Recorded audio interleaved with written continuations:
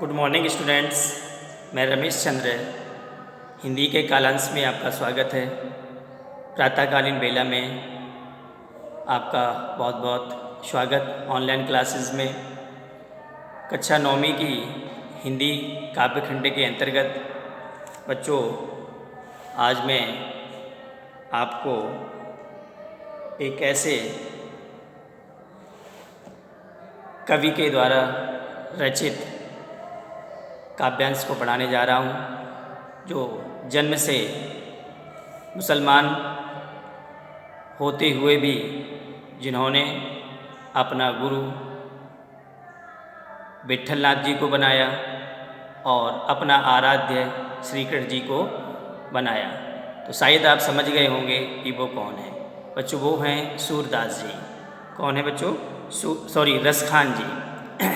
कौन है? रसखान जी। तो रसखान के सवैये, आज मैं आपको रसखान के सवैये। तो रसखान जी का जो जन्म है, इनका जो 1548 ईस्वी में और हुआ था। इनका वास्तविक नाम सैयद इब्राहिम था, लेकिन श्री कृष्ण के ये अनन्य भक्त थे और 1628 ईस्वी में इनका निधन हो गया। तो आप अपनी पुस्तक में इनका पूरा जीवन परिचय विस्तार से पढ़ लीजिए, सब कुछ पुस्तक में लिखा हुआ है। और इनके जीवन परिचय को आप अपनी नोटबुक में भी लिख लीजिए। तो बच्चों, पहला सवैया मैं इनका पढ़ता हूँ, आप अपनी पुस्तक खोल लीजिए। ऐसा विश्वास है कि आपने खोल लिया होगा। पहला सवैया इनका यह है कि मानुष हों तो वही रसखान बसों ब्रज गोकुल गाँव के ग्वारन, जो पशु हों तो कहा बस मेरो चरो नित नंद की धेनु मझारन, पाहन हों तो वही गिरि को जो कियो हरि छत्र पुरंदर धारन, जो खग हों तो बसेरो करो मिली कालिंदी कूल कदम्ब की डारन।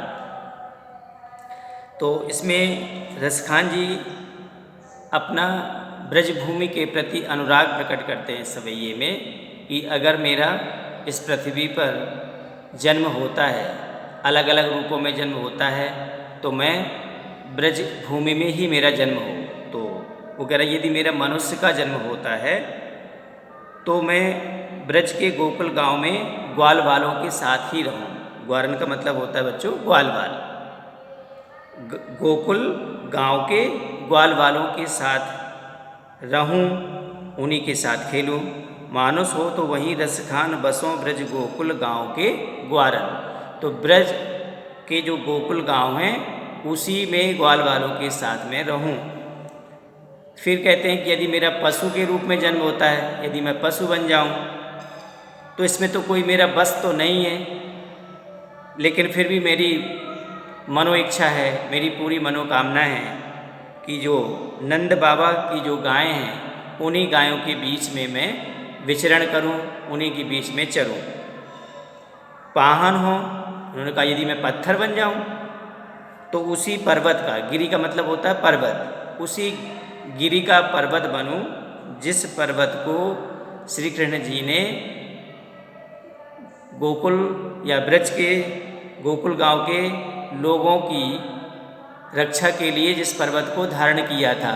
इंद्र के प्रकोप से या इंद्र के क्रोध से बचने के लिए भगवान श्री कृष्ण जी ने उस पर्वत को अपनी उंगली पर धारण किया था। तो मैं उसी पर्वत का पत्थर बनूं, उन्हीं के संसर्ग में रहना चाहता है, उनसे अलग नहीं रहना चाहता। जो खग हों, यदि मैं पक्षी बन जाऊं, तो बसेरों करो मिली कालिंदी कूल कदम्ब की डारन।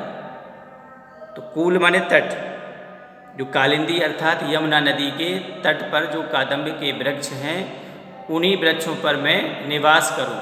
क्यों? क्योंकि उन्हीं कादम्ब के वृक्ष पर बैठ कर के भगवान श्री कृष्ण जी बांसुरी बजाते थे। तो इस सवैये के माध्यम से यह पता चलता है कि रसखान जी भगवान श्री कृष्ण जी से कितना प्रेम करते थे। इस जन्म के पश्चात अगले जन्म में भी वो ब्रज के गोकुल गांव में ही रहना चाहते हैं, जहां भगवान श्री कृष्ण जी की यादें जुड़ी हुई हैं। इसका दूसरा सवैया है, या लकुटी अरु कामरिया पर राज त्यों पुर को तज डारो, आठों सिद्ध नवों निधि के सुख नंद की गाय चराए विशारो, रस खान कबों इन आखन सो ब्रज के बनबाग तड़ाग निहारों, कौटिक ये कलधौत के धाम करील के कुंजन ऊपर वारो। तो इसमें रसखान जी भौतिकता अर्थात इस संसार की जितनी भी सारी संपत्ति है, जितना भी वैभव है, वो श्री कृष्ण जी की छोटी छोटी चीज़ों पर वो न्यौछावर करना चाहते हैं। वो इस संसार की वस्तुओं से अपना एक तरह से कह सकते हैं कि बिल्कुल ही हट कर के उन्हें कोई लोभ नहीं है, इन संसारिकता की वस्तुओं से उनका कोई मोह नहीं है। वो विरक्त रूप से भगवान श्री कृष्ण जी की अगर कोई वस्तु है वो मिल जाए तो उनके लिए इस संसार की सबसे अमूल्य निधि होगी। इस प्रकार से सवैये में बताया गया है। उन्होंने कहा कि जो ये लाठी और कमरिया है जो भगवान श्री कृष्ण जी लिए रहते थे, अगर मुझसे कहे अगर मेरे पास हो, अगर तीनों स्वर्गलोक, पाताल लोक, पृथ्वी लोक, अगर तीनों लोगों का भी मेरे पास राज है तो केवल मैं भगवान श्री कृष्ण जी की लाठी और कमरिया पर न्यौछावर कर दूंगा, सहर्ष दे दूंगा। अगर मेरे पास आठों सिद्धि नौ निधि के सुख हैं तो उन सुखों से ज़्यादा मुझे नंद बाबा की गाय चराने में मिलेगा।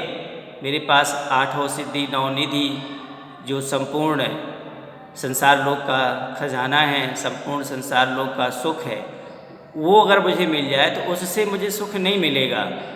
कैसे से सुख मिलेगा? यदि मुझे नंद बाबा की गाय चराने को मिल जाए। रस खान कबू इन आखन सो ब्रज के बनबाग तड़ाग निहारो।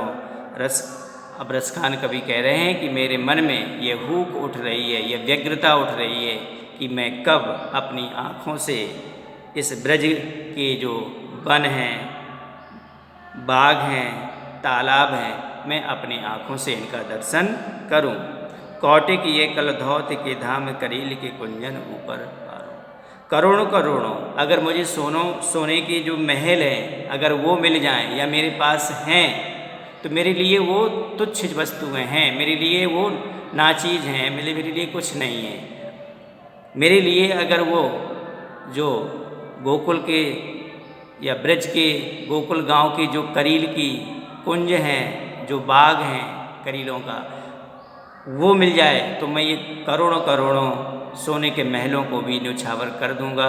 या मेरे पास अगर जो भी इस प्रकार की सुख संपदा है मैं उनके ऊपर न्यौछावर करने को सहर्ष तैयार हूँ। तो इस प्रकार से बच्चों पहला और दूसरा दोनों सवैयों में देखा कि पहले सवैये में रसखान जी बताते हैं कि मेरा जन्म ब्रज में हो, गोकुल गांव में हो और चाहे जिस रूप में हो। दूसरे सवैये में आपने समझा कि इस संसार की भौतिक वस्तुओं को सब कुछ न्यौछावर करने को मैं तैयार हूँ। तो अपनी पुस्तक में आप पढ़ेंगे, समझेंगे, अगर कहीं कोई परेशानी हो तो आप पूछ सकेंगे। धन्यवाद।